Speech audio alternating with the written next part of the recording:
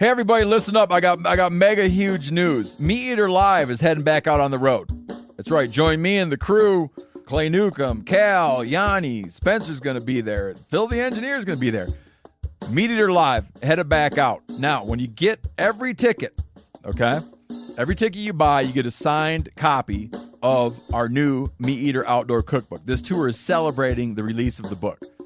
Buy a ticket, get a signed copy, Meat Eater Outdoor Cookbook, wild game recipes for the grill, smoker, camp stove, and campfire, which I'll point out is a $38 value. Here's where we're going to go. April 23rd, the Mesa Arts Center in Mesa, Arizona. April 24, the Balboa Theater in San Diego. April 25, the Grove in Anaheim, California. April 27, the Crest Theater in Sacramento. April 29, the Union in Salt Lake City. April 30, the Egyptian in Boise. May 1, the Wilma Theater in Missoula. May 2, the Bing Crosby Theater in Spokane, Washington. May 4, Revolution Hall in Portland, Oregon. And May 5, the last day of the tour, Pantages Theater in Tacoma, Washington. For tickets and more information, visit the events page at themeateater.com. Hope to see you at the show. All right, everybody, welcome to the Sportsman's Nation Podcast Network, brought to you by Lacrosse Boots. Now, if you haven't already, go check out the Lacrosse Alpha Burley Pro.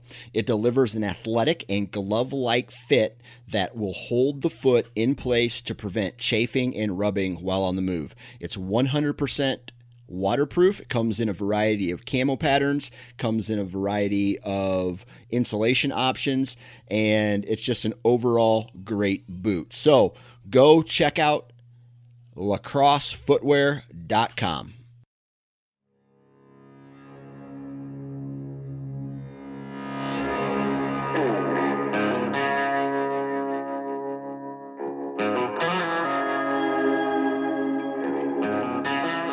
My name is Clay Newcomb, and I'm the host of the Bear Hunting Magazine podcast. I'll also be your host into the world of hunting the icon of North American wilderness, the bear. We'll talk about tactics, gear, conservation, but we'll also bring you into some of the wildest country on the planet, chasing bear.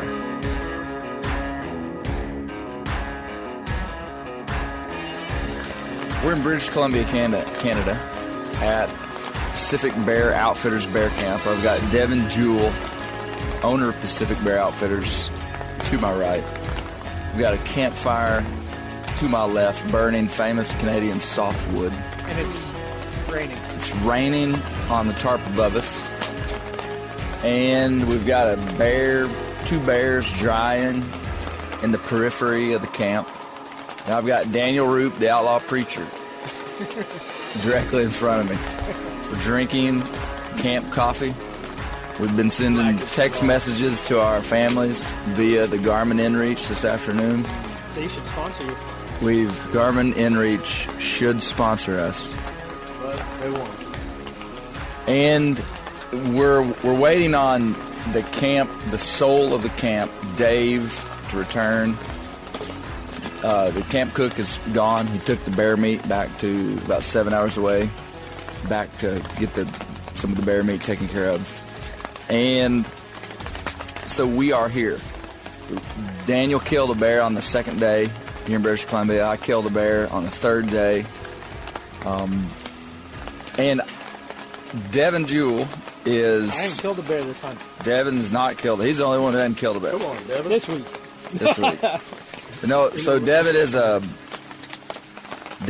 a veteran northern big game hunter. He's guided. How many years have you guided in between like 16 years? Okay, 16 years. So you've guided in northern British Columbia. You've guided in the Northwest Territories. Here. Those two places. And here. And well, this is British Columbia. Yeah. So you've guided in British Columbia and the Northwest Territories. And what species have you guided for? Black bear, grizzly bear, wolf, wolverine, moose, caribou, stone sheep, mountain goat. That's pretty much it. Oh yeah, cougar. Yeah. Okay. So Devin has experienced a lot of kind of the pinnacles of big game hunting. So Daniel and I are from the South, and like typically people from the South are going to be whitetail hunters, number one. They're going to be turkey hunters, number two. And we're making some good bear hunters coming out of the South these days too. But so like hunting these kind of what are like exotic northern animals to us is pretty cool. And there's lots of guys that are drawing tags and are going on guided hunts for these big animals. But British Columbia is a pretty darn unique place. And so what is British Columbia known for? Everything. What do we got? We got Doll sheep, northwest corner, stone sheep, north, mountain goat. The bulk of the North America's mountain goat populations in British Columbia, 60,000 of them. Let me stop you right there. So the bulk of North America's mountain goats are in British Columbia. So the range, okay, so we've been learning about mountain goat. We saw a mountain goat yesterday in British Columbia. And so these goats are living in really specific habitat where extremely rocky, rough terrain that they can navigate and where they can escape predators. Wherever that type of habitat is, that's where they live. Yeah. They don't want to be in the woods. They don't want to be in these alpine pastures like Oh yeah, they go to the alpine too. But they're going to be, they're only going to be within escape reach of big cliffs. Yeah. Because that's their thing. So they can't outrun anything. Like we're pretty sure the outlaw preacher could. He would run them down. He could run down a mountain goat. I will run them down. And so that's pretty cool. But they can out-climb anything. Yeah. So they can just scale these cliffs that just are unfathomable. So 60,000. So the Coast Mountain Range runs through British Columbia from the north to the south. South to north, yeah. Then you have the Rocky Mountains run south to north the entire province. That's more on the western side of the eastern side of the province. So those two run the entire distance. So British Columbia is partially unique because it has two significant mountain range running the entire length of the province. Yeah.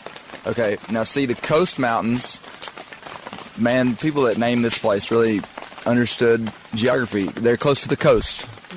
So the Coast Mountains are close to the coast. The Coast Mountains are going to go from like sea level to 9,000 to about 9,000-ish feet. And so we described in depth in the other episodes about how, I mean, just everywhere we're looking at these big, huge, snow-covered mountains. We are down lower in these like denser, what looks just like thick northwest rainforest type areas with moss, huge trees, lots of logging roads, lots of cut blocks. But we're looking up into this, like these big mountains, and a lot of these mountains have these big rocky shelves at the top. A lot of these mountains have big glaciers at the top. And that's where these mountain goats live. Yes. And as a BC resident, like, how can you hunt a mountain goat? Well, some areas are lottery and some are just open, but you're allowed one a year, like over the counter. So as a resident of BC, you can go buy a tag that you're going to have a decent chance of actually killing a mountain goat? Oh yeah, you get one every year, as long as you're a climber. As long as you're a climber. Yep. So the challenge in hunting them is just, it's not hard to find them.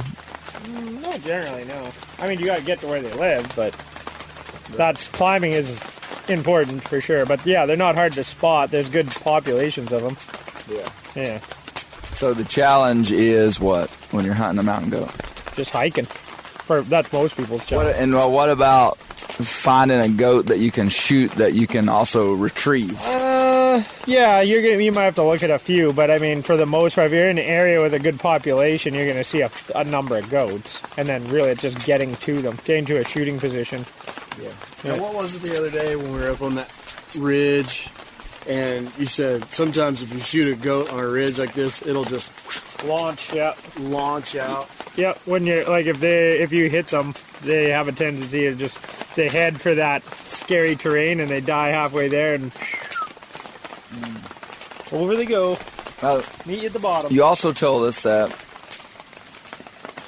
for those of us who are not residents of a province or state where mountain goat hunting is something that we have access to, in terms of guided hunts, a mountain goat hunt is one of the cheaper of the mountain game. Yeah. The mountain game. Yeah, for sure. Yeah, so you could get into a mountain goat hunt for $8 to $10,000. I think 8 to 12 for sure. I think 11 would be a fairly common price nowadays. Yeah. And just for clarity too, Pacific Bear Outfitters guides for black bear and mountain lion. Yeah. Devin's not guiding for the big mountain game. Devin is working for some other outfitters doing that, just for clarity. But you get to experience, tell me what you told me, like you get to experience all the same things that like a doll sheep or stone sheep hunter it's a similar hunt to like a sheep hunt, but it'll have a higher success rate, but you're doing the same concepts, the same, high mountain trekking and all that stuff that sheep hunting's well known for, but it's a much more available hunt for sure. And you're going to have a higher success rate because they're just a more stationary animal. Right. And personally, I just like the way mountain goats look. Oh yeah. I mean, I think they're a spectacular animal. I think if sheep didn't have the kind of the reputation, the iconry that they have, that they would that a goat, like if you were just to take someone that didn't know anything and you put a mountain goat and a sheep side by side, I think a fair percentage of people would pick the mountain goat as a beautiful, majestic, awesome animal that they'd like to hunt. So I mean, but the sheep kind of, because of their scarcity, and because they do have majestic antlers, no doubt, and they live in majestic places, they're a spectacular animal. But I mean, the mountain goat's kind of the same way. But mountain goat isn't nearly as expensive, and it's a very similar experience overall. The hunt, right? Dan Rupp has just stoked the fire, and so you're hearing lots of popping and crackling.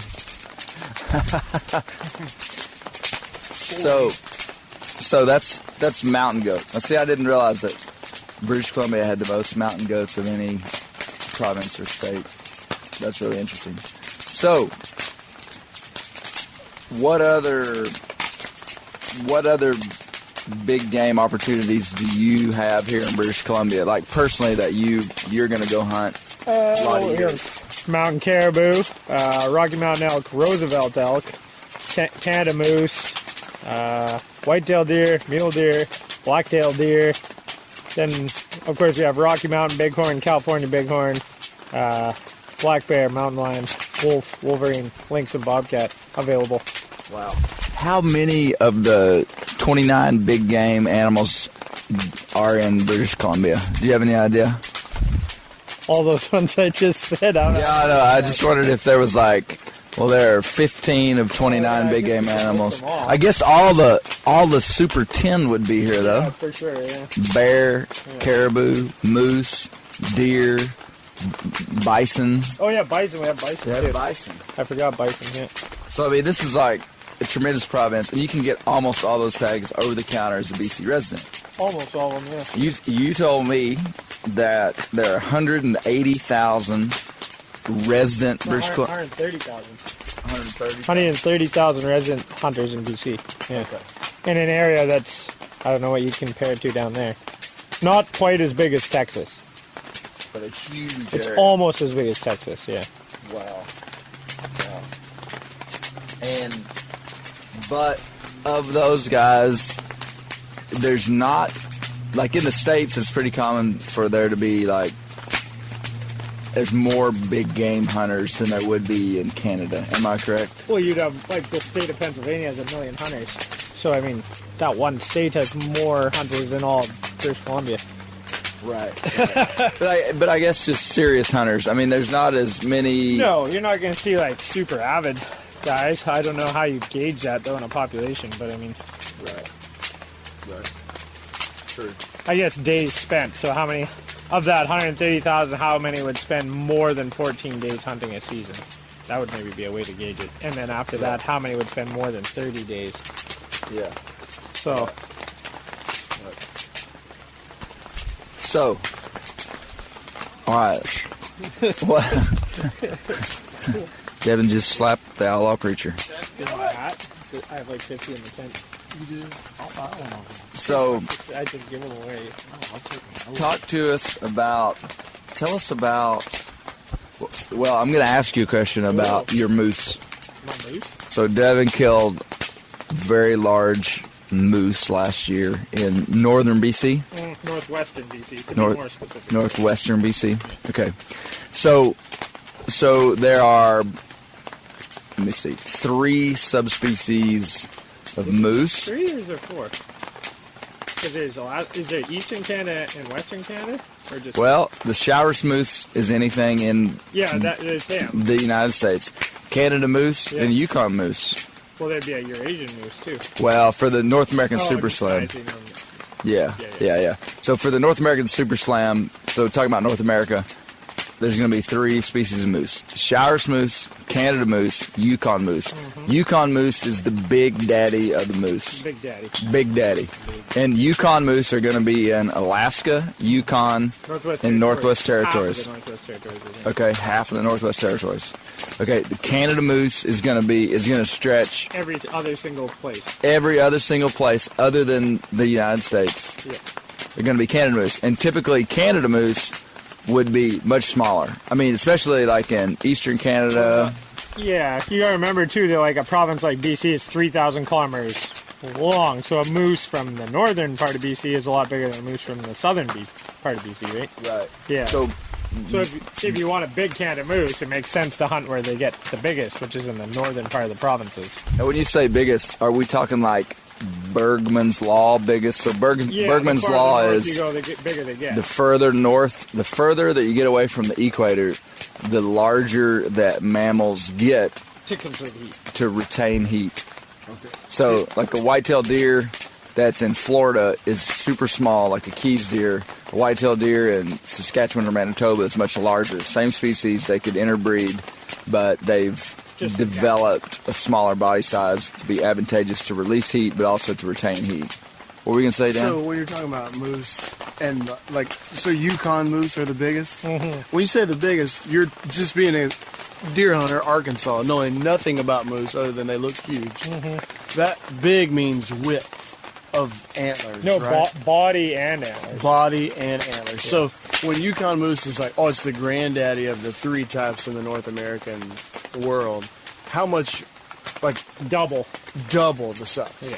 So if you killed a moose in Utah versus a moose in Alaska, you're talking about almost 2 completely different animals. So just They look similar, but the size would not be similar. so at all. the horns are literally twice as large. They could be. Yeah, they could. It's kind of a gradient scale. I would use body size. Like the body size would be double. It would be wider, deeper, taller, just a bigger animal. Okay. And then yes, the antlers could be In a big old bull moose could weigh 2,000 pounds. in Alaska Yukons. Yeah, probably. Alaska Yukon. They could be up into that neighborhood for sure. Whereas Yeah. like even in southern BC, I bet you if you killed a 1,000-pound moose, that's about as big as it's gonna be. Okay. Southern BC, more like Utah.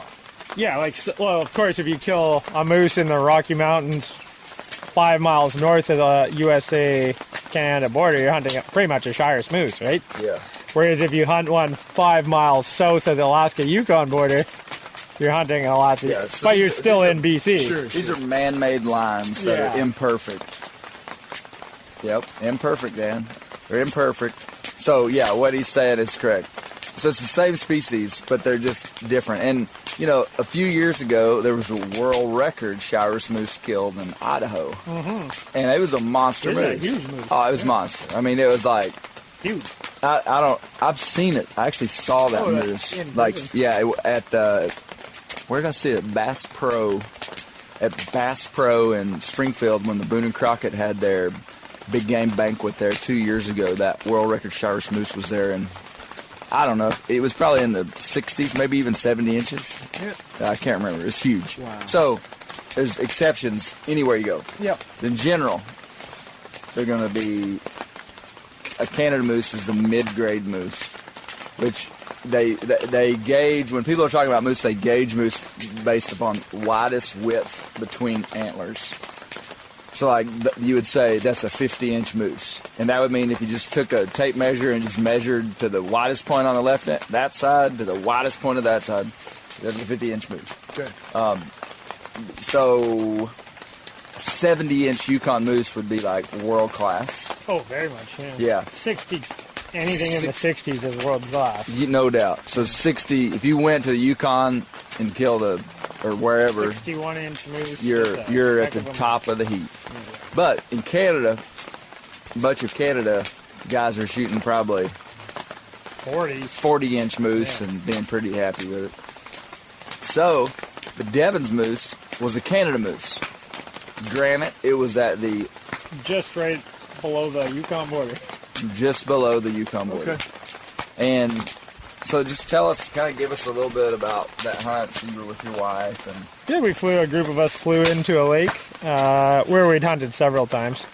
We hunted during the rut for 2 weeks-ish. I think day 4 or 5, me and my wife called in a very big moose and shot him, 64.5 inch, so very big.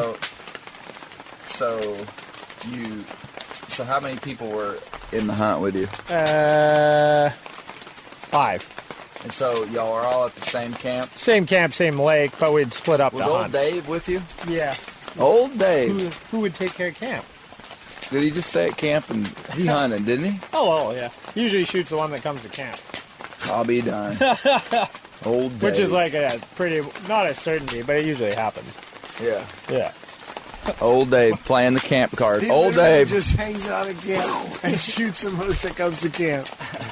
More or less. I could totally see him doing that. So Dave is the camp cook and kind of like the Devin and Dave are like inseparable sidekicks, like Batman and Robin. And we've decided that we like Dave like much better than Devin. Makes sense. He is nicer.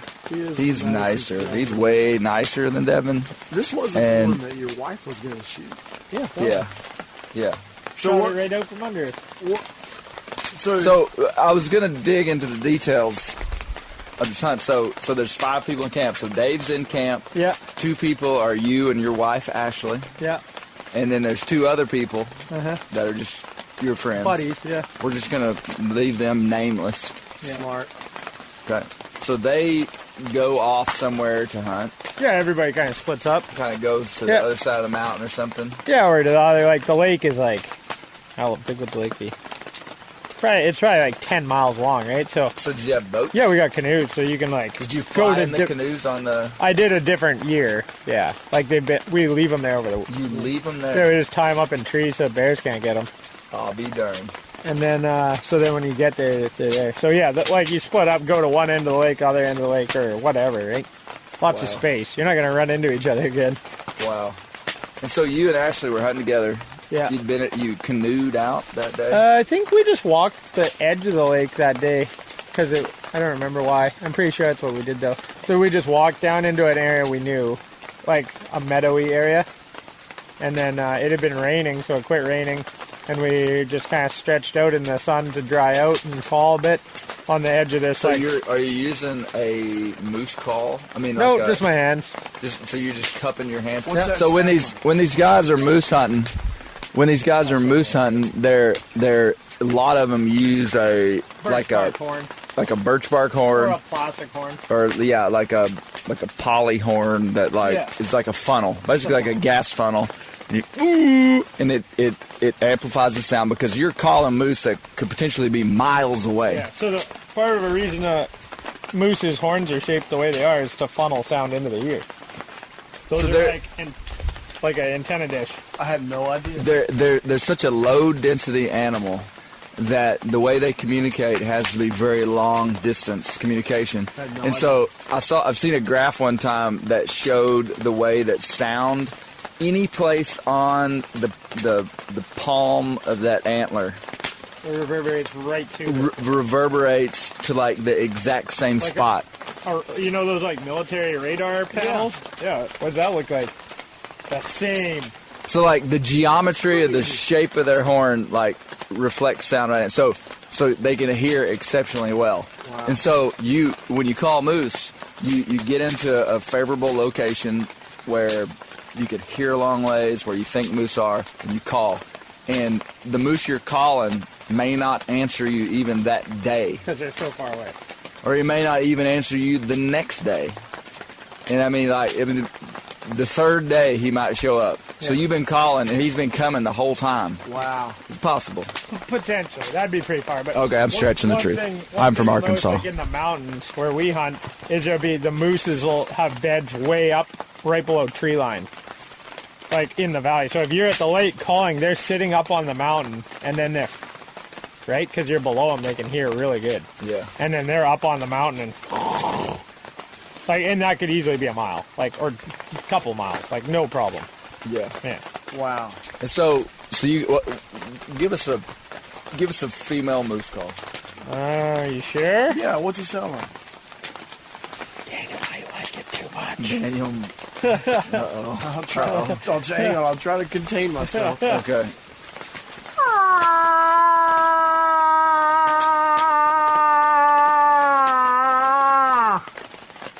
Wow. Yeah, it's just real nasally, Yeah. kind of just like, some No, animals. loud. You can make it loud. You can make it louder. Wow. What's really cool, some animals have this like majestic sound, like an elk bugle is like a majestic sound, just like loud, and a moose is like not that way. So a bull moose would make a sound like what? Like, so let's say you do the, you do the So female what would moose you call, hear? and the response would be,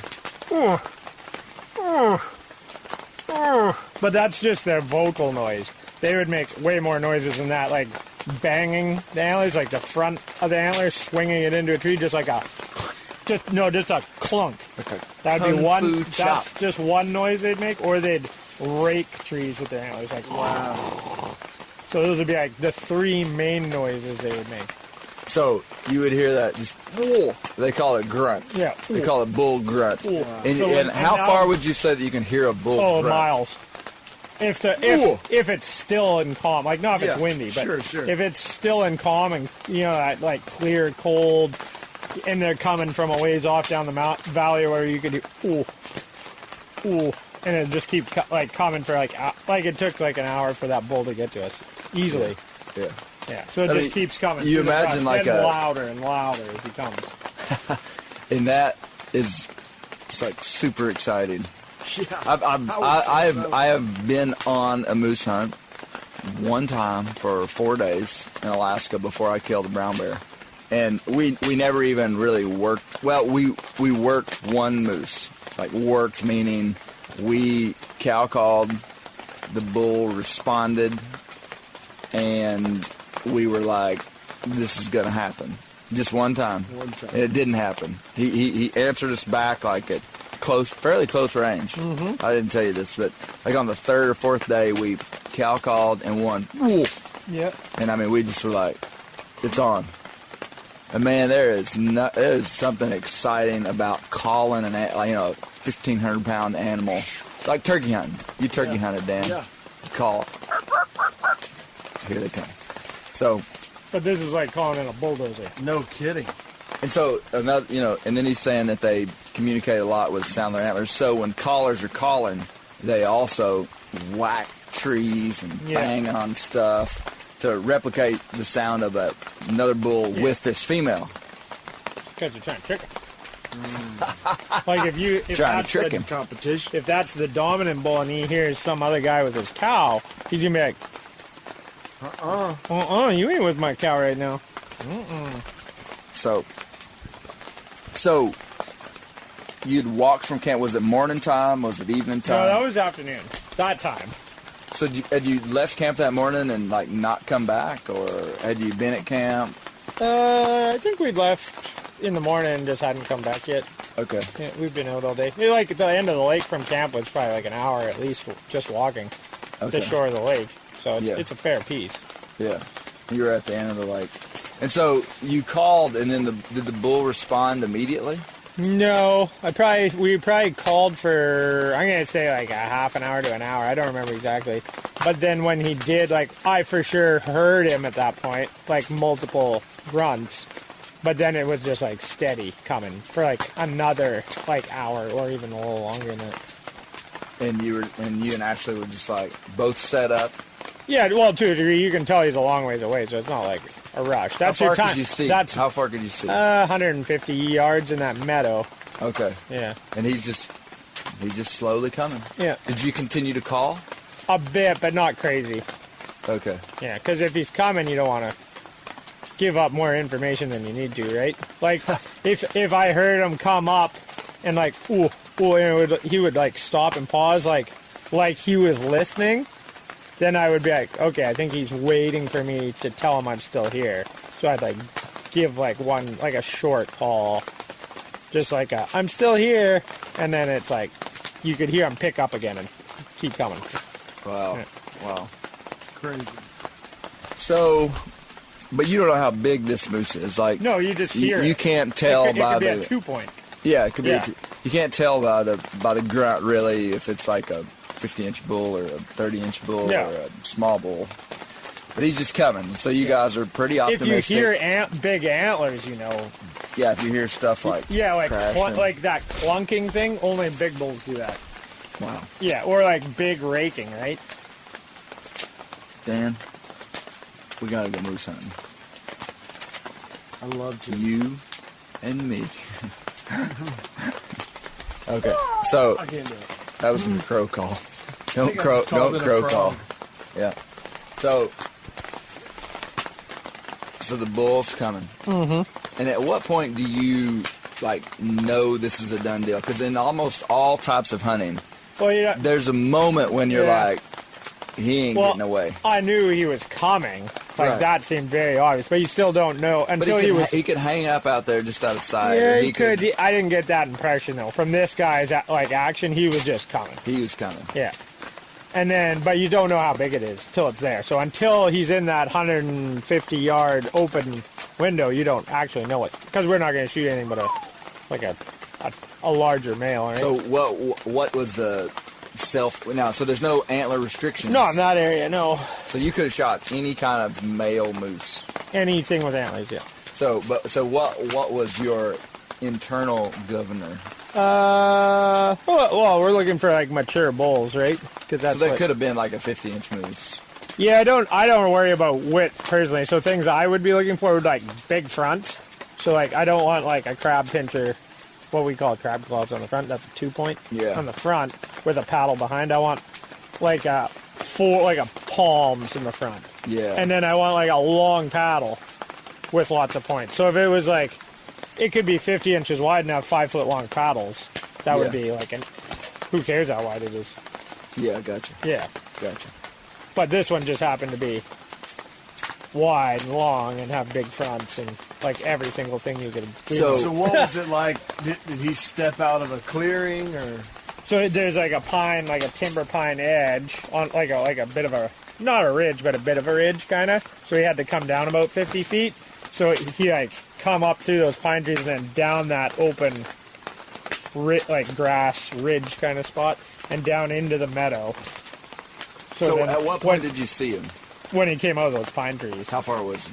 150 yards. Was that in range for you? Oh yeah, easily. Yeah. Now, did you have a scope on your 45-70? I did this year. Yeah, this last So you year. were But shooting usually a I run 45-70. iron actually. Yeah. Usually you're shooting iron sights. Yeah. But you were using a 45-70. Mm-hmm. What was actually shooting? 30-06. Okay. It's totally a girl gun. Yeah. No, I'm just kidding. 30-06 is like the gun of North America. Okay. To do it all again. The do-it-all gun of North America. So the bull comes out, and you, at what point do you realize this is a whopper? Well, as soon as he came out, I seen his antlers and was like, yep, that's a shooter. I mean, they're big. Did you think it was a 64-inch moose? I wasn't too concerned. I just knew it was a shooter. I mean, I could tell it was bigger than normal by quite a bit. Did you get excited? Oh, yeah. Did you? Oh, yeah. What's Devin Jewell look like when he's excited about a moose? Pretty much the same as right now. Yeah, that's what I was figuring. Stone-faced Canuck just doesn't give anything away. All legs, no smile. But so then as I wanted to wait for him to stop moving though, because he's like walking, and like at that point I'd say he was coming for the most part like head on, and their antlers like, because when he walks he's like swinging his antlers every time he grunts, right? So they're like back and forth. So it's like you don't really want to take that shot. He's coming to you. Yeah, he's coming, and he's not like, I know you guys are people, right? He's like, I'm gonna go get me a lady moose, right? So he's just like on his way over, and then there was like two, not big trees, but bigger trees. And because, like, as he had gotten closer, we had split up to get two different shooting positions. So Ashley was over, and we were spread out. How far apart were you guys? Not far, just to make sure we could cover these two, like, imagine this meadow had like two little tails. Yeah. So we wanted to make sure we could shoot each tail. Depending on where he came from. So he just came out, and as he crossed, he came behind one of those bigger trees. And I had as he stopped, I had the perfect shot, and actually she could see his like hind quarters, so I just shot him. We weren't taking any chances. Yeah. So did he drop? Yeah, he just went down. Went down. Where Wham. did you shoot him? Point. I just went point of shoulder, and Was he was he still quartering two? He was quartering two. So, okay. Point of So shoulder, like so it Dan's went. bear. Yeah. Except he hit him right in the shoulder. In the shoulder. He hit the shoulder. Yeah, in the Yeah. shoulder. So he would have been like, if this was his head, like that, like and that point of just took shoulder. him He down. just went. Yeah, he just folded up and fell down. Man. And then it was probably 70 yards at that point. So by the time I walked over there, he was dead. Wow. So what grain bullet are you shooting out of that 45-70? That was the HSM 430 grain. 430 grain bullet. Probably flying 1,800 feet per second or something. I think it's 18 something, like almost 19, but I can't remember exactly. Give me an idea to compare what's the grains of the Well, bullets. like 312. we're shooting a 212 grain 300 Win Mag, and that's a heavy bullet. 200 grain, Twice the size. 430 grain bullet. I mean, that's It's like twice the diameter too. that's like chunking a rock at them. Yeah, You know. So It worked. with rifles, there's sometimes you want speed because speed kills as well. Like the hydrostatic shock from a really fast bullet is going to be significant. Especially on like a deer. Yeah. But these big heavy guns shooting like this are big for a big game because You for said big hydrostatic game. shock the other day to me. I had no idea what you're talking about. Okay, hydrostatic shock. Yeah. Yeah. So hydrostatic shock would be that when an animal is shot with a bullet, it is not just the actual piece of copper and lead going through the vitals that kills it, like an arrow. Like an arrow, the only thing that's killing that animal is there's an arrow slicing through, The hole. cutting, making a hole. Yeah. The hydrostatic shock is that bullet's flying so fast when it slaps something with water in it, that water is pushed out so fast that it just like shocks and breaks down the electrical system of the animal. Wow. Hydrostatic shock. So, pow! Just being slapped. Bruising too. Yeah. I don't know if that's the best technical definition of hydrostatic shock, but Probably. it's Animals in the are ballpark. like us. They're essentially water. Water. That's Yeah. crazy. Yeah. So with a gun, you could actually maybe hit maybe the trajectory of the bullet miss the vitals, but potentially the hydrostatic shock could disrupt their system so much that it still would die. Would you agree with that? On small animals. Yeah. I mean, you want to get them in the vitals. That's not what I'm saying, but no. So 430 grain bullet out of a 45-70, and now you like a big caliber, and you like shooting iron sights a lot, just for the heck of it, just kind of like old school iron throwback. sights, just like pretty fun. Yeah. Yeah. I like it. And so you walk up to this moose. You're not carrying a tape measure with you, are you? Please tell me you weren't. No. Okay. How did you we know? had to wait till we got back to town to measure it. Okay, but you knew it was a Oh, yeah, we knew it was big. whopper. Yeah. Biggest moose you've ever killed. Biggest one I've ever seen killed, even. Okay, Yeah. even in your guiding. Yeah. 64 inch. Okay, so tell me about Well, the rest of the antlers. The length of Tall. the paddle is exceptional. So as well. the paddle would be from the fronts Up. to the up yeah, it would to be the, like 5 feet.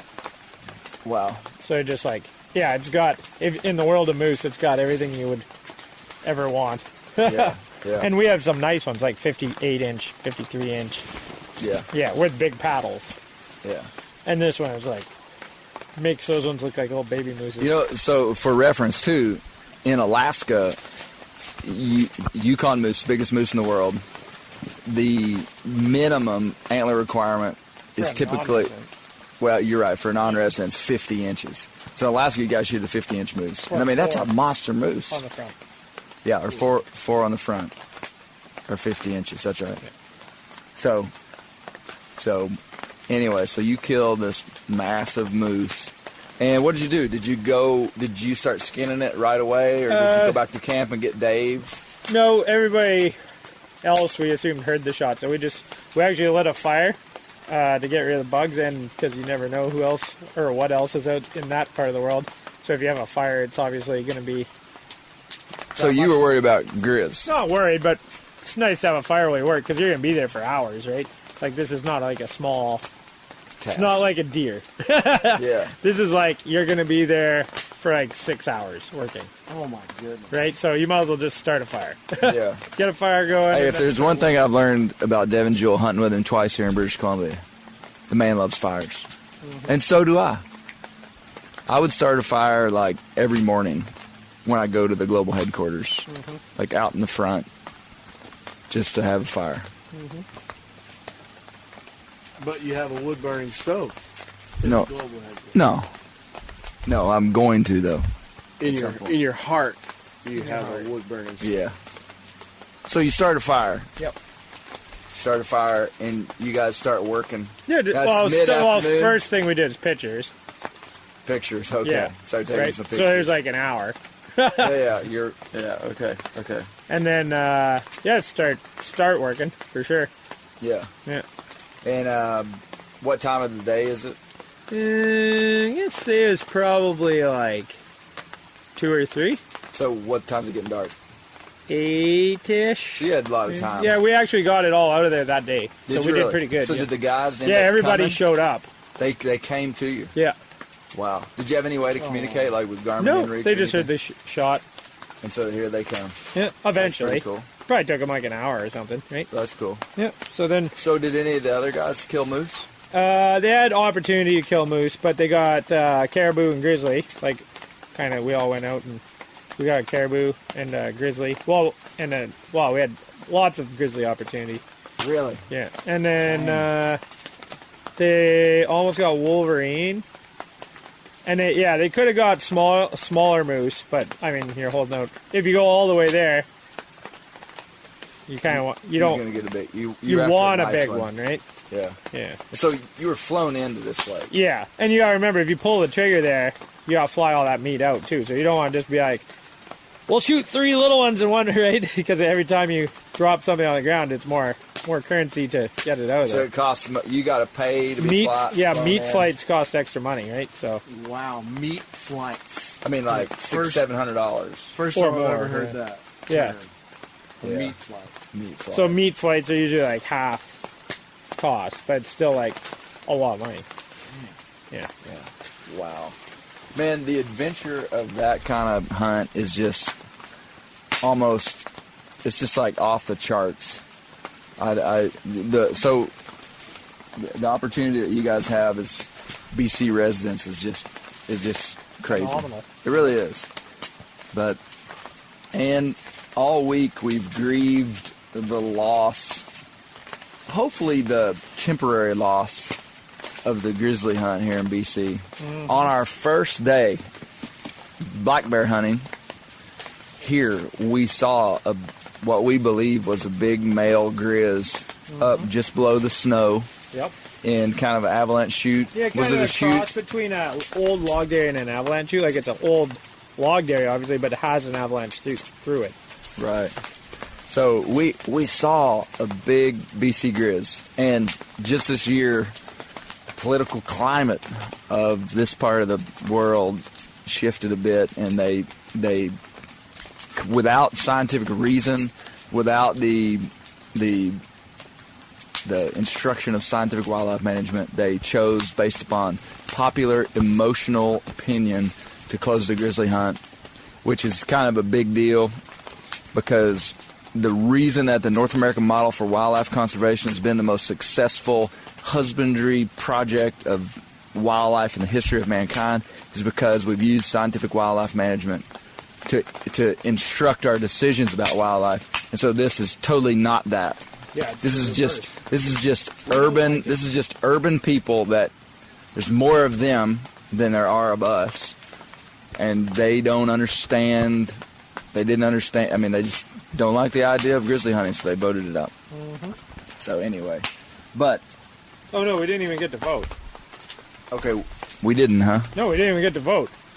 Right. They just said that's what was happening, okay. and for that reason, there Well, was I not guess even a vote. I guess what I say the vote it would be that there's Yeah, popular. an elected official that Yeah, but if it would had lean voted, that it might direction. not have even. Like, we're not even sure if it voted if it would have lost even. Like, Right. Yeah. Yeah. So there's the chance that with a regime change in the future that we could get it back. Do you think that? Oh yeah, for sure. If a reasonable government gets back in, we would, for sure, probably have a chance to reopen it. Yeah. Unreal.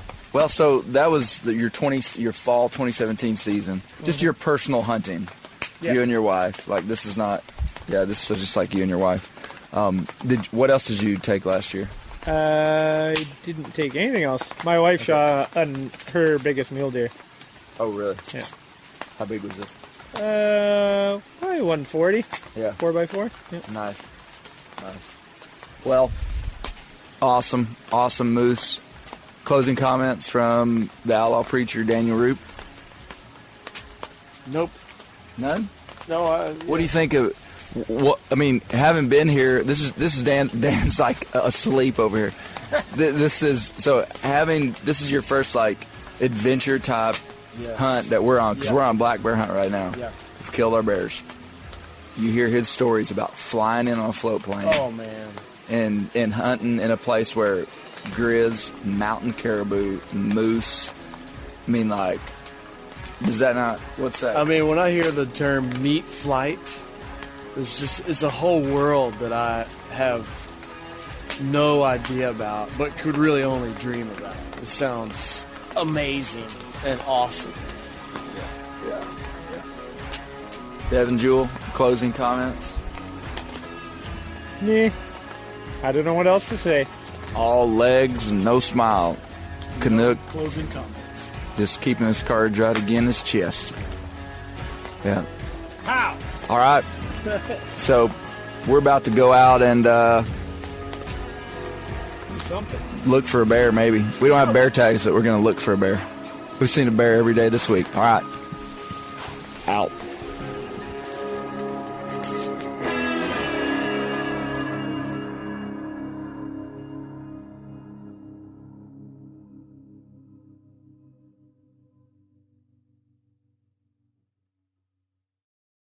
Hey everybody, listen up. I got mega huge news. Meat Eater Live is heading back out on the road.